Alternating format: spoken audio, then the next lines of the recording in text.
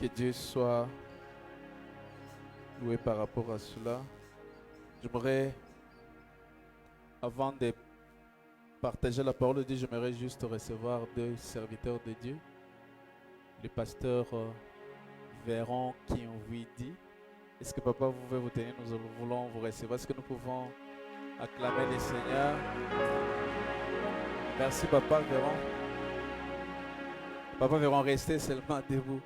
Papa Véron, c'est celui qui dirige les centres missionnaires Philadelphie en Afrique du Sud. Il a été bloqué ici à cause du Covid pendant, papa Véron, combien de mois? 5 mois. Et maman est de l'autre côté en Afrique du Sud. Papa Véron, j'ai toujours dit qu'il est mon papa, mais en même moment, il est mon ami. Quand il était ici, ce sont vraiment des vrais amis. Mais au moment, c'était mon père.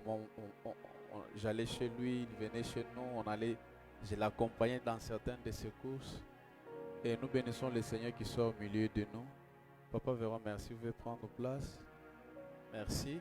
L'autre, c'est un serviteur de Dieu qui nous vient de la cité d'exaucement, là où il est passé à Toms. Lui, il s'appelle Frère Onésime, il est du département d'évangélisation là-bas. Est-ce que Papa Onésime veut vous lever? Nous allons vous recevoir. Est-ce qu'on peut accueillir les serviteurs de Dieu? Vraiment, merci beaucoup. Que Dieu vous bénisse de nous avoir visités. Merci, prenez place. Amen. Alors, j'aimerais nous inviter à lire une portion des Écritures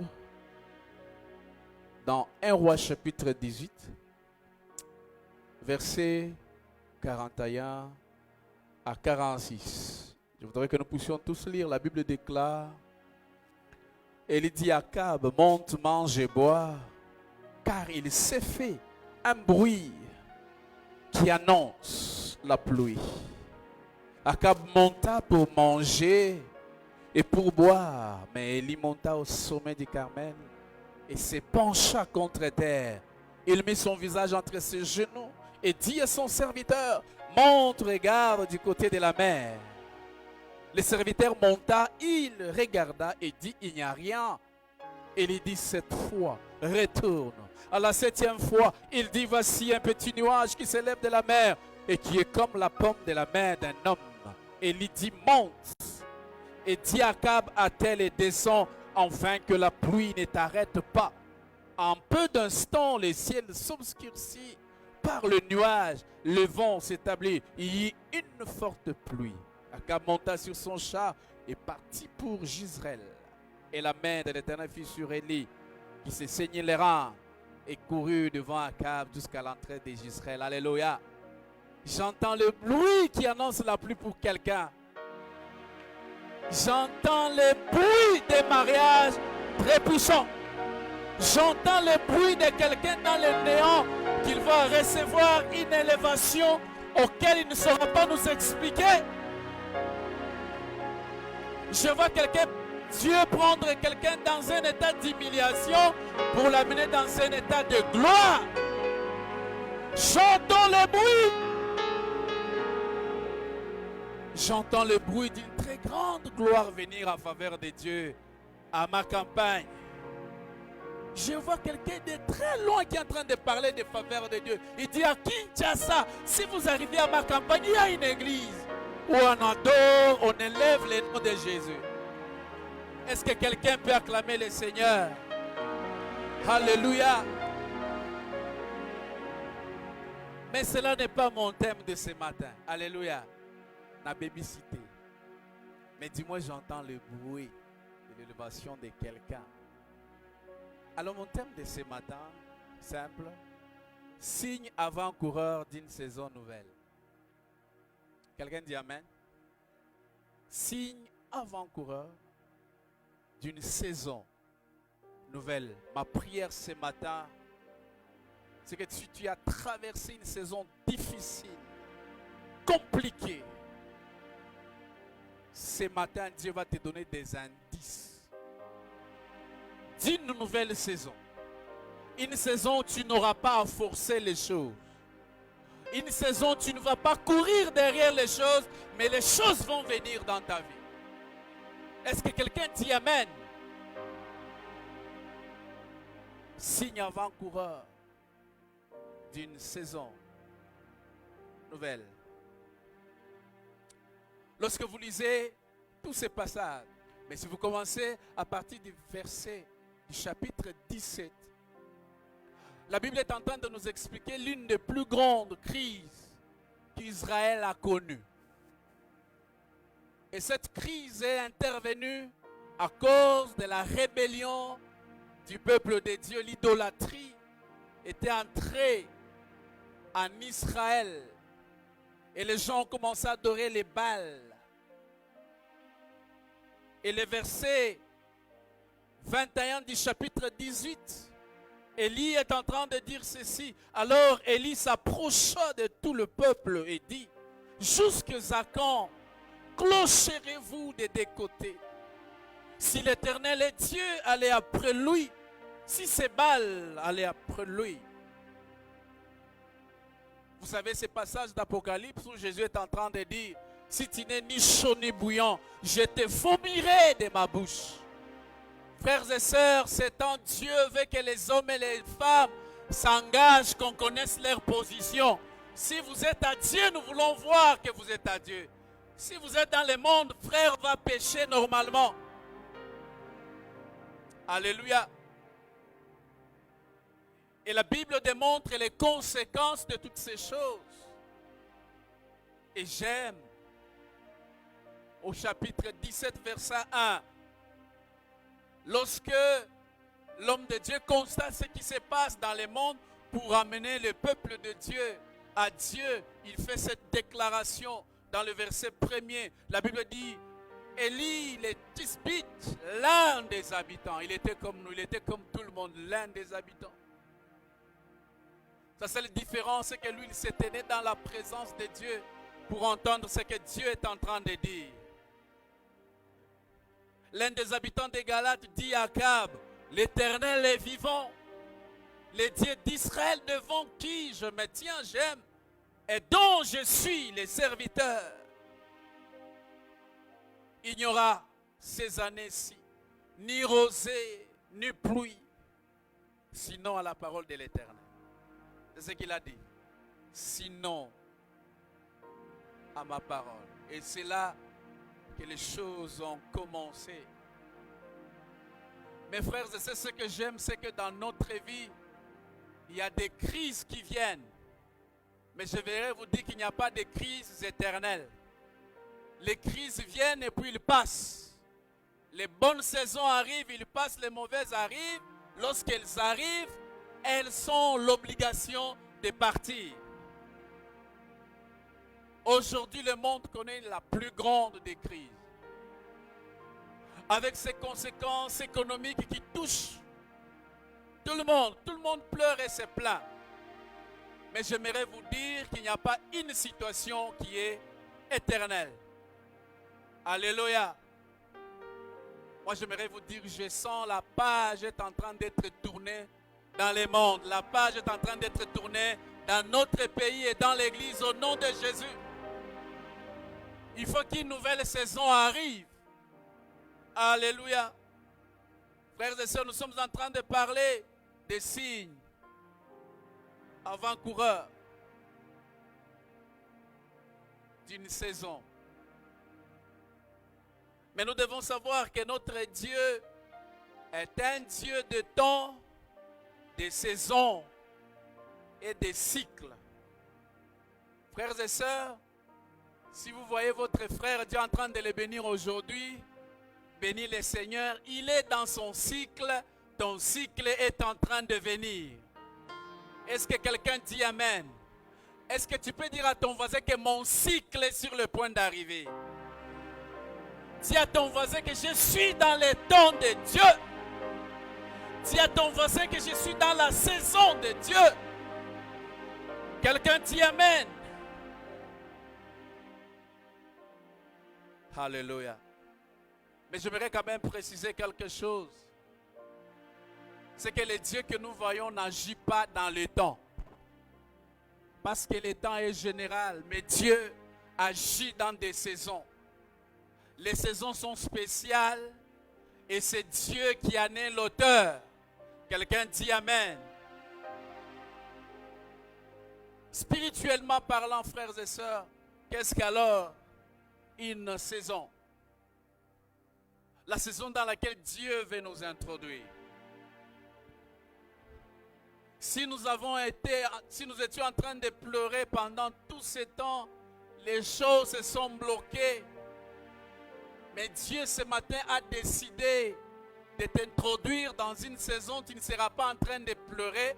Mais si tu dois pleurer, ce sera les larmes de joie parce que Dieu a opéré les miracles dans ta vie. Dis à ton voisin, je ne pleurerai plus jamais. Parce que mon Dieu est au contrôle.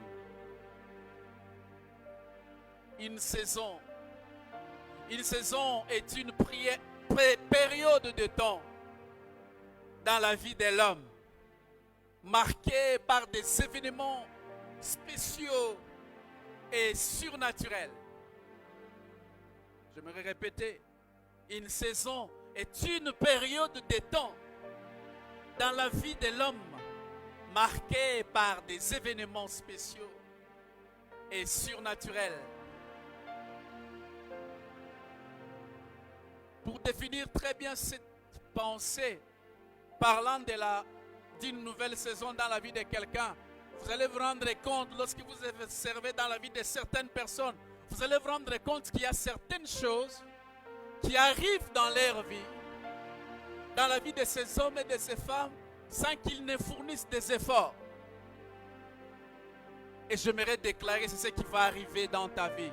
Tu ne fourniras pas d'efforts. Les choses viendront auprès de toi.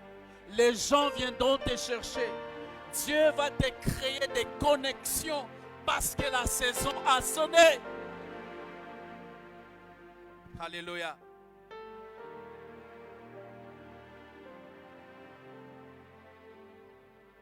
Vous allez vous rendre compte que les hommes et les femmes courent après des bénédictions. Mais à eux, la bénédiction court vers eux. Alléluia. Les gens vont vers les choses. Mais les choses arrivent vers eux. Les autres courent après les opportunités, mais à eux, les opportunités se présentent. J'aimerais déclarer que tu ne vas pas courir derrière les opportunités, mais les opportunités vont se présenter et vont se fixer dans ta vie. Je les déclare comme un prophète au nom de Jésus. Quand vous allez sortir de cet endroit, vous allez vivre des choses que vous ne saurez expliquer. Mais ça sera Dieu qui sera à l'œuvre. Quelqu'un dit Amen. Mais ce que j'aime, c'est que vous constaterez aussi dans la vie de ces gens, vous ne saurez pas vous expliquer. Parce que vous allez vous rendre compte simplement que Dieu a multiplié ses faveurs et ses grâces dans la vie de ces gens. Et je prie que Dieu te multiplie ses faveurs, qu'il multiplie sa grâce dans ta vie. Alléluia. Ce que j'aime aussi avec Dieu, c'est que Dieu organise les temps pour nous introduire. Dieu organise les temps et les circonstances pour nous introduire dans une nouvelle saison. Qu'est-ce que Dieu est en train de faire? Dieu n'attend pas que les choses soient bien vues au-dessus de tout le monde. Dieu vient seulement là où c'est compliqué. C'est très dur. Il organise le temps, il organise des saisons, il organise des circonstances pour ton bonheur, pour ta faveur. Alléluia. La Bible déclare que toute chose concourt au bien de ceux qui aiment Dieu. Même dans les situations difficiles, Dieu transforme seulement ces situations pour t'amener à un autre niveau. Alléluia.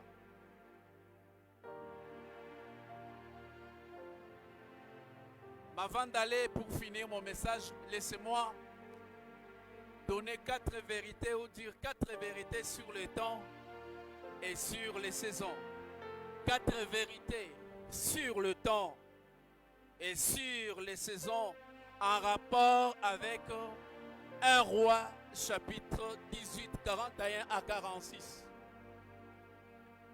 Premièrement, les temps se réfèrent et s'appuient sur le monde naturel, tandis que les saisons sont marquées par des activités surnaturelles organisées par Dieu lui-même. J'aimerais reprendre la première vérité. C'est que les temps se réfèrent et s'appuient sur le monde naturel. Nous avons la montre. Aujourd'hui, c'est le dimanche. Demain, ce sera lundi. Et je dis que les saisons sont marquées par des activités surnaturelles, des choses qui n'étaient pas là avant. Il faut commencer à les constater dans la vie de quelqu'un. Et c'est Dieu qui les organise. Deuxième vérité, c'est que quand le temps est temporaire, les saisons sont données par Dieu pour nous conduire tout droit dans notre destin ou destinée. Et ceci a des ramifications éternelles. J'aimerais répéter, c'est très important. Quand le temps est temporaire, le temps est temporaire parce que demain vous pouvez mourir. Par rapport à vous, le temps est général, mais par rapport à vous, en tant qu'individu, le temps est temporaire. Alléluia. Quand le temps est temporaire, les saisons sont données par Dieu pour nous conduire tout droit dans notre destinée. Et ceci a des ramifications éternelles. Troisièmement, Dieu utilise et organise les temps et les circonstances pour nous introduire dans une nouvelle saison. Dieu utilise et organise les temps et les circonstances pour nous introduire dans une nouvelle saison. La quatrième vérité, c'est que le temps est subdivisé en trois parties. Il y a les passés, les présents et les futurs. Ainsi, les actes que nous posons dans les présents déterminent les futurs, bons ou mauvais, que nous devons avoir. Frères et sœurs, j'aimerais juste vous dire une chose. Oubliez les passés. Oubliez ce qui s'est passé hier, tout ce que vous avez connu. Mais mettez-vous dans le présent et projetez-vous dans l'avenir, dans les meilleures choses que Dieu est sur le point de faire. Alléluia. J'aime. Alors frères et sœurs, chaque fois Dieu, lorsque Dieu veut nous envoyer ou veut nous introduire dans une nouvelle saison, il libère trois choses. C'est par là que je vais finir. Chaque fois que Dieu décide de nous introduire dans une nouvelle saison, il libère trois choses. Et ces choses se ressentent par les hommes et les femmes qui sont sensibles à l'Esprit de Dieu. Vous allez avoir des sensations qu'il y a quelque chose qui est en train de passer. Frères et sœurs, ces trois choses que Dieu libère, les hommes et les femmes distraites ne peuvent jamais ressentir cela. Ils ne peuvent jamais saisir cela. Et ce matin, j'aimerais prier que tu sois attentif, que tu puisses savoir les choses que Dieu est sur le point de libérer dans ta vie. La première des choses, Dieu libère l'attente. Deuxièmement, il libère les opportunités. Troisièmement, il donne des instructions. Quelqu'un dit instruction. Quelqu'un dit attente. Quelqu'un dit opportunité. Est-ce que quelqu'un peut acclamer le roi du roi?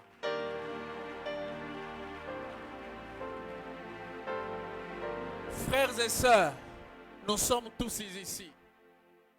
Chacun sait pourquoi il est là. Frères, j'aimerais te conseiller ce matin, lorsque tu es dans la présence de Dieu, viens avec des attentes. Attends-toi droit à quelque chose que Dieu est sur le point de faire. Lorsque vous avez des attentes, vous devez rêver grand. Vous devez avoir la vision. Vous devez être optimiste. Quelqu'un dit Amen. Les attentes. Pourquoi Dieu libère et envoie des attentes dans nos cœurs?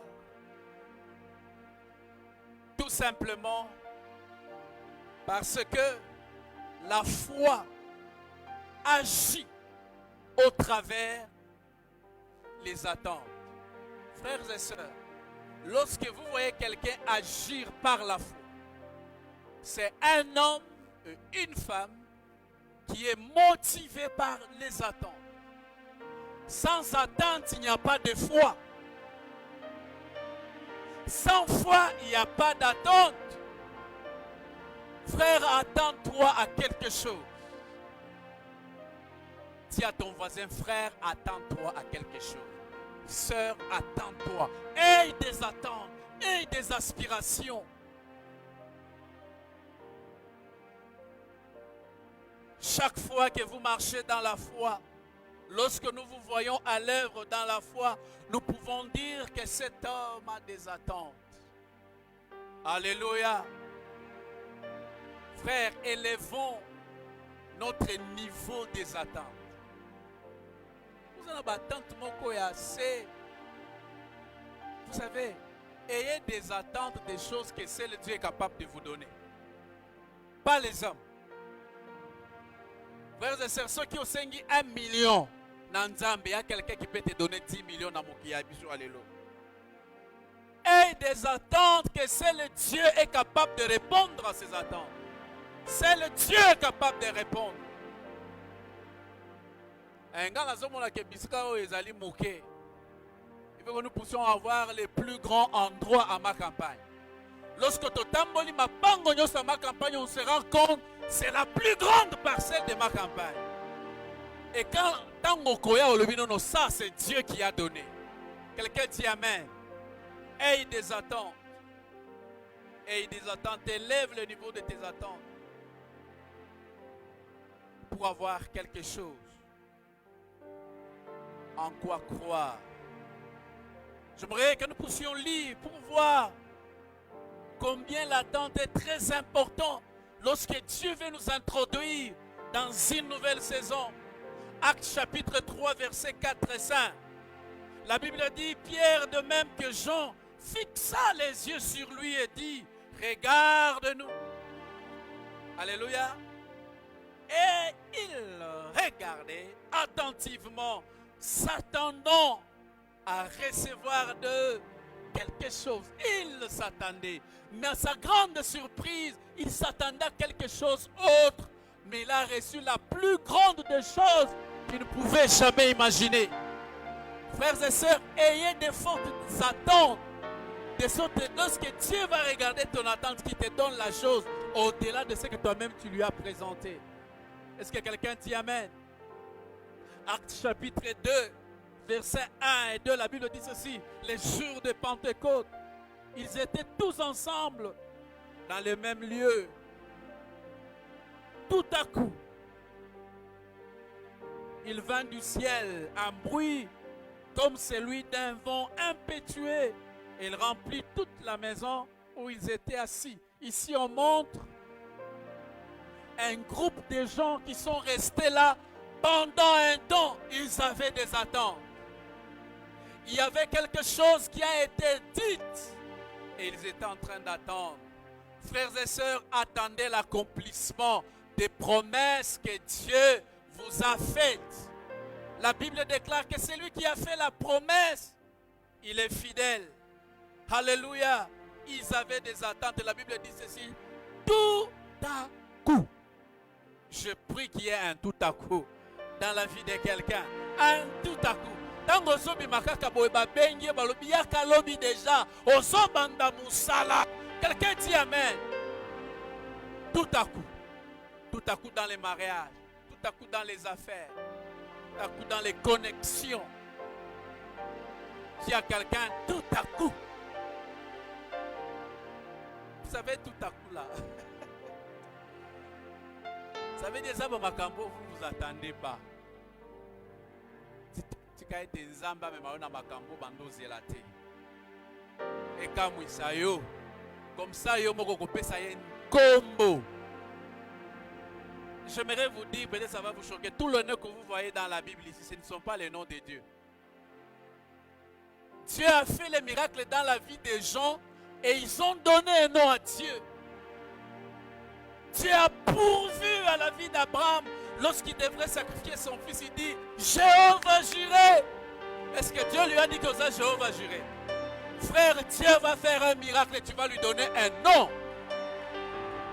Et si on devrait écrire la Bible, on allait prendre les noms que toi, tu as donné à Dieu, on va l'insérer dans la Bible. De toute façon, la Bible dit les actes des apôtres. Jusqu'aujourd'hui, les actes des apôtres continuent. Ça veut dire vous pouvez donner un nom à Dieu. Voilà le nom du Dieu de la certaine. Et je prie au nom de Jésus. Alléluia. Les attentes.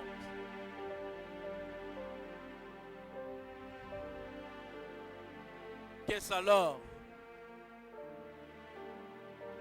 Une attente. J'aimerais que quelqu'un entende cette manière de voir. Une attente ou l'attente, c'est la confiance dans quelque chose de bon et de meilleur sur le point d'arriver dans la vie de quelqu'un. Alléluia. L'attente, c'est la confiance dans quelque chose de bon et de meilleur sur le point d'arriver dans la vie de quelqu'un. J'aimerais prier et déclarer à quelqu'un: aie confiance en Dieu et attends-toi quelque chose de bien et de meilleur sur le point d'arriver. La guérison sur le point d'arriver, l'emploi sur le point d'arriver, quelque chose de bien, une bonne nouvelle. Est-ce que quelqu'un attend une bonne nouvelle? Tika ke Nzambe apesa yo ba sango ya sika na kombo na Yesu Masiya. Alléluia. Action de demeurer en un lieu jusqu'à ce que quelque chose arrive. Nous avons vu les apôtres, ils étaient en un lieu jusqu'à ce que quelque chose arrive tout à coup. Frères et sœurs, demeure dans la présence de Dieu jusqu'à ce que quelque chose de bon et de meilleur t'arrive. Demeure dans la... J'aime, Élie est en train de dire, l'Éternel devant qui je me tiens. Il veut dire, je ne quitterai pas jusqu'à ce que quelque chose de bon et de meilleur arrive à Israël. Et je déclare des choses meilleures pour ta vie ce matin. Au nom puissant de Jésus. La Bible dit ceci. Dans 1 Roi 18, 42. Il dit, Akab monta pour manger et pour boire. Maintenant regardez les contrastes. Mais Élie monta au sommet du Carmel. Il se pencha face contre terre. Il mit son visage entre ses genoux. Plutôt, il mit son visage entre ses genoux. Ça, ce sont les actions d'un homme qui s'attend à quelque chose. Frères et sœurs, les hommes et les femmes qui ont les attentes agissent différemment des autres. Akab, au lieu de prier, lui, il monte pour manger, pour boire. Aussi l'image de la distraction. Frères et sœurs, lorsque vous êtes dans la distraction, il est très difficile que vous puissiez avoir des attentes. Et ce que Dieu est sur le point de faire, ça risque de vous passer comme ça. Je prie pour quelqu'un, n'étant pas à côté des meilleures choses que Dieu a prévues. Ces hommes et ces femmes, ils prient différemment, ils jeûnent différemment. Ils vivent différemment et se comportent différemment. Frères et sœurs, comment nous nous comportons aujourd'hui? Et j'aimerais vous dire que pendant ce temps que Élie est en train de faire ce qui s'est fait, ce qu'il est en train de faire, c'est pendant les temps les plus difficiles d'Israël. Sécheresse, pauvreté et misère, où il devrait rester à la maison. Mais il avait des attentes. Il dit, je vais rester dans la présence de Dieu. Jusqu'à ce que quelque chose de bon arrive. Frères et sœurs, demeurons dans la présence de Dieu. Pendant que les autres sont en train de se distraire, en train de rester à longueur de journée à la télévision, en train de faire des commentaires politiques, demeurons dans sa présence, afin que quelque chose de bon nous arrive. Est-ce que quelqu'un dit Amen? Est-ce que quelqu'un dit Amen? Est-ce que quelqu'un peut acclamer la parole de Dieu? Alléluia. Frères et sœurs, je suis en train de dire d'avoir des attentes et non de l'optimisme. Quelqu'un m'a saisi. Sachez que l'optimisme est l'opposé des attentes. L'optimisme est naturel et se limite au simple désir. Nazo désirer, ça va rester au niveau des désirs. Tandis que l'attente vient de Dieu et accompagne la foi. Je prie aujourd'hui que des attentes surnaturelles soient posées dans votre vie. Et que votre foi puisse grandir. Est-ce que quelqu'un dit Amen? La deuxième chose, l'avant-dernière, lorsqu'il y a des attentes, ces attentes appellent les opportunités. Quelqu'un peut dire opportunité. Nazali kosambela nzambe afungolola yo ba porte ya ba opportunité. Alléluia. Les opportunités. Chaque saison commence par des opportunités et Dieu donne des opportunités pour que l'homme agisse et pose des actes. Frères et sœurs, savez-vous qu'il y aura des gens qui vont passer à côté des opportunités? Parce qu'ils confondent, ils disent non, ce qui est opportunité, je vais vous donner un exemple. On vous dit que dans cette société, nous avons juste besoin de 3 personnes qui vont occuper ces grands postes. Mais lorsque vous allez au test, il y a 200 personnes. Vous savez ce qui se passe? Dieu a présenté cette opportunité. Dieu sait que parmi les 3, tu seras à l'intérieur. Mais tout ça. Frères et sœurs, vous allez arriver, cette opportunité va passer à côté. Dis à ton voisin que lorsqu'il y a les opportunités, nous devons agir. Nous devons poser des actes. Alléluia. Yebisa voisin na yondeko pose les actes. Yebisa yekola la te. Frères et sœurs, Élie ici, il est serviteur de Dieu, c'est lui qui a annoncé. Il pouvait rester chez lui à la maison, en train de dire ça va venir, mais regardez les processus. Du verset 41 à 46. Les choses qu'il est en train de faire. Frères et sœurs, Dieu va nous présenter des opportunités. Mais nous avons la responsabilité de poser des actes. Nous avons la responsabilité d'agir afin que nous puissions voir la main de Dieu dans notre vie. Frères et sœurs, Dieu te connecte à quelqu'un. Si tu ne fais rien, tu ne démontres rien, c'est vrai, c'est Dieu qui vous a connecté à cette personne, mais j'aimerais vous dire pendant un temps, cet homme va se détacher de vous. Parce qu'il va se dire, mais finalement, ce monsieur qu'on doit aider, bon, il est comment? Frères et sœurs, les opportunités ne pas égales au fainéantisme. Dis à ton frère, frère, travaille, frère, agis, frère, pose des actes, dis-lui, dis-lui.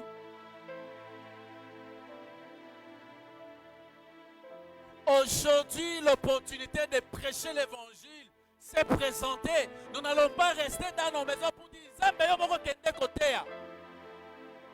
L'opportunité de l'évangile nous est présentée. La crise a frappé le monde et les hommes et les femmes ont besoin de Jésus. Les anges n'ont pas le droit de prêcher l'évangile. C'est à nous les hommes.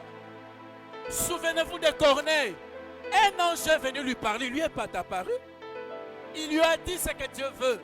Mais quant à l'évangile, l'ange a dit à Corneille, ce n'est pas à moi de prêcher, mais va appeler Pierre, il va faire ce travail. Est-ce que quelqu'un peut acclamer le Seigneur? L'opportunité de l'évangile, frères et sœurs. Si tu ne sais pas prêcher, dis seulement à ton frère là qui est dans les quartiers, frère, est-ce que tu as aucun de la lelo? Quelqu'un dit Amen. L'opportunité de prêcher. L'opportunité de travailler. Alléluia. Alléluia. Que Dieu soit loué. Ce que nous devons savoir, c'est que les opportunités sont des passes en or qui ne viennent pas deux fois, des fois. Je vous ai dit que notre Dieu, c'est un Dieu de cycles.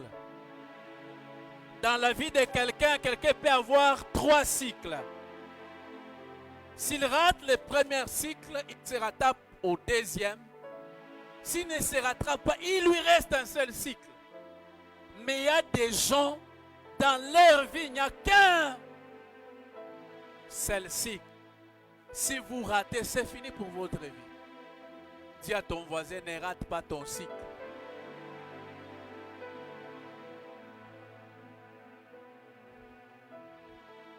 J'aime. 1 Chronique chapitre 12, verset 32. La Bible est en train de dire, les fils d'Isaacar, ayant l'intelligence des temps, pour savoir ce que devait faire Israël. Cette catégorie des hommes, cette tribu avait la spécialité de sonder les temps. De sonder les temps et constater les saisons et avoir l'idée des actes à poser pour que ce que Dieu a dit puisse s'accomplir. Ils avaient l'intelligence. Ah, j'aime ça. Je prie que Dieu suscite à la faveur de Dieu des hommes et des femmes qui ont l'intelligence des temps. En d'autres termes, qui ont l'intelligence des saisons. Quelqu'un n'a pas saisi? Je suis en train de dire, je prie de tout mon cœur que Dieu suscite des hommes et des femmes à la faveur de Dieu qui ont le discernement de temps, le discernement des saisons. Quelqu'un qui va venir me dire, pasteur, ainsi parle l'Éternel. En ces temps ici, nous devons inonder ma campagne de l'Évangile. Quelqu'un dit Amen. La dernière des choses, lorsque Dieu veut nous introduire dans une nouvelle saison, alléluia, il nous donne des instructions. Dis à ton voisin, instructions. Zamba kopesa yo ba instruction pour bungate, pour beta à côté des instructions claires et nettes. Va à tel endroit, tu vas rencontrer tel, dis-lui ça, tu te limites là, les restes, moi je vais les pousser à faire. Les instructions, très important frère. Lorsque Dieu veut nous introduire dans une nouvelle saison, il libère les attentes, les opportunités. Plus important, les instructions. Papa, s'il n'y a pas des instructions, vous tapez à côté. J'aimerais relire. La Bible dit ceci. Akab monta pour manger, pour boire, mais Élie monta au sommet du Carmel et se pencha contre terre. Il mit son visage entre ses genoux. Écoutez, instruction. Et dit à son serviteur, monte, regarde du côté de la mer. Regarde du côté de la mer. Dis à ton frère, regarde du côté de la mer. C'est ça l'instruction. Regarde du côté de la mer. Alléluia. Le serviteur monta, il regarda et dit, il n'y a rien. il dit cette fois, retourne. En d'autres termes, il veut lui dire, tu dois persévérer. Tu dois rester là jusqu'à ce que tu vois. Frères et sœurs, ton futur, ton avenir dépend des choses que tu as vues. Si vous ne voyez rien, vous ne recevrez rien. Si vous ne voyez rien, vous ne suivrez aucune instruction. L'instruction est donnée aux hommes et aux femmes qui ont vu. Qu'est-ce que vous avez vu par rapport à votre vie? Qu'est-ce que vous avez vu par rapport à 2021? Qu'est-ce que faveur de Dieu fera dans les jours qui arrivent? Les instructions. Vous devenez ce que vous avez vu aujourd'hui. Quelqu'un dit Amen. Il dit cette fois, à la 7e fois, il dit, voici un petit nuage qui s'élève de la mer et qui est comme la paume de la main d'un homme. Et il dit, monte et dis à Akab, attelle, descend, afin que la pluie ne t'arrête pas. Frères et sœurs, Dieu va te donner des instructions qui vont précipiter la bénédiction de Dieu dans ta vie. Je prie que la bénédiction de Dieu se précipite. Mais ce que j'aime, c'est que les choses sont claires. La Bible dit ceci. Il dit monte. Il dit à Akab, attelle et descend, afin que la pluie ne t'arrête pas. Ça, ce sont les instructions. Frère, lorsque Dieu commence à agir dans notre vie, il nous introduit dans une nouvelle saison. Les opportunités se présentent devant nous. Dieu voudrait simplement nous avertir, nous tous, que les attentes, c'est moi qui les ai envoyées. Les opportunités, c'est moi qui vous les ai présentées. Les instructions, c'est moi. Je suis l'auteur des choses que vous allez expérimenter. Mais que ma bénédiction n'arrête pas votre course. Non, quelqu'un n'a pas saisi. Frères et sœurs, que les mariages que tu cherches n'arrêtent pas ta course. Je me suis souvenu un jour, c'était une grande sœur. Elle avait 25 ans, elle avait fini les études. Elle voulait se marier, le mariage n'arrivera pas. Je me suis souvenu, c'était un vendredi. Dieu m'a dit, va lui poser cette question. Est-ce que si je lui donne un mari, est-ce qu'il va me servir? Je suis dans mon temps. Est-ce qu'elle va continuer à me servir? C'était une servante de Dieu très puissante. Elle aimait Dieu, elle servait Dieu. Elle me dit oui. Bizarrement, quand je suis rentré, j'ai prié, j'ai dit Seigneur. Elle m'a dit oui. Et bizarre, Dieu me renvoie encore à côté de lui pour lui dire, va lui poser encore cette question. Quel type de mari elle veut? Frères et sœurs, il y a des temps où Dieu te dit quel type de bénédiction tu veux. C'est comme quelqu'un, Dieu se présente devant toi et dit, ok,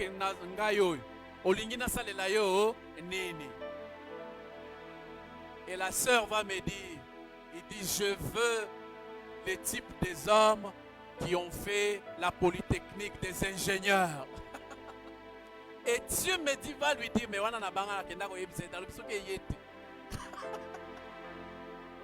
Dieu va lui dire, c'était un vendredi, me dit, ça sera fait le vendredi prochain. Mais vendredi, vendredi, comment ça va se faire? Frères et sœurs, lorsque Dieu te dit, alléluia, il est le propriétaire de sa parole. La Bible déclare, écrit la prophétie qu'on la lise couramment. Car c'est une parole qui marche vers son accomplissement. Sambakopesamakolo prophétie pour étambola jusqu'au lieu de l'accomplissement. C'est ce qui s'est passé. La Bible dit ceci. Et la main de l'Éternel fit sur Élie qui se saignit les reins et courut devant Akab jusqu'à l'entrée d'Israël. Frères et sœurs, Dieu va te faire courir jusque là-bas. Et frères et sœurs, les vendredis, les choses se sont faites comme ça. C'est comme ça que cette sœur s'est mariée. Mais quelques temps après, elle ne venait plus à l'église, elle ne servait plus. Quand je lui ai posé la question, mais au bête de moni, bana penza, bana, je dis, mais Dieu t'avait dit que s'il te donne, tu vas les servir.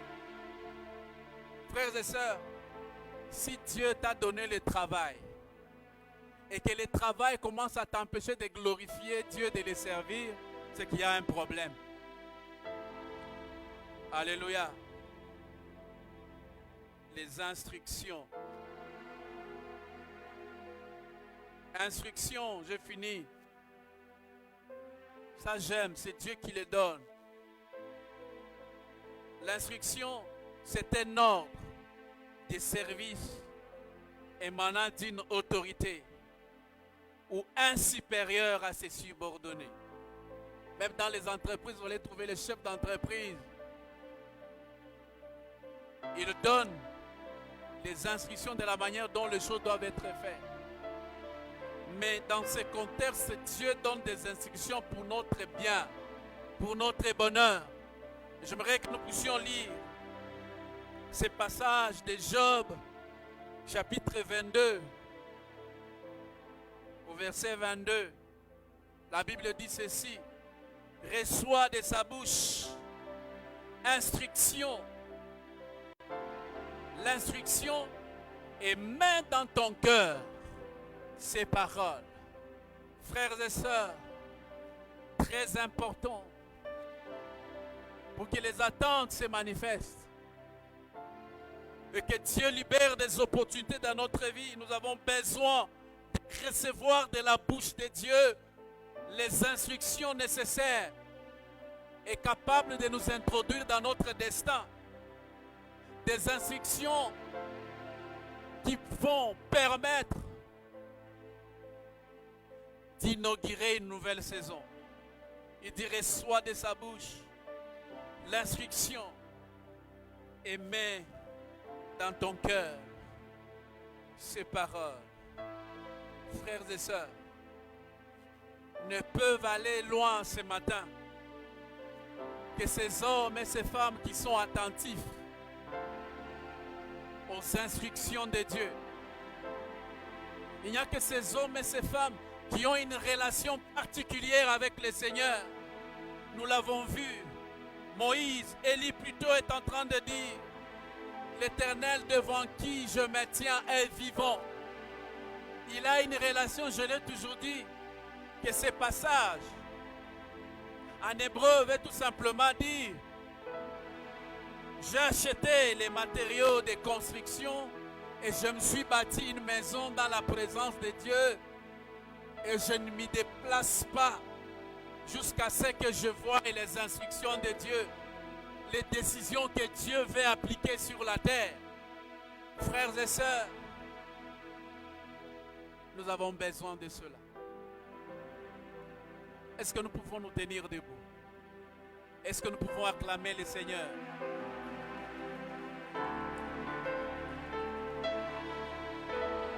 Je disais, est-ce que nous pouvons nous tenir debout? Avant que j'invite les pasteurs verront qui va prier pour nous, j'aimerais, lui-même il sait comment il va nous conduire. J'aimerais juste lancer un appel. Frères et sœurs, Dieu veut t'introduire dans une nouvelle saison. Mais vous ne pouvez pas entrer dans cette nouvelle saison si vous n'avez pas encore donné votre vie à Christ.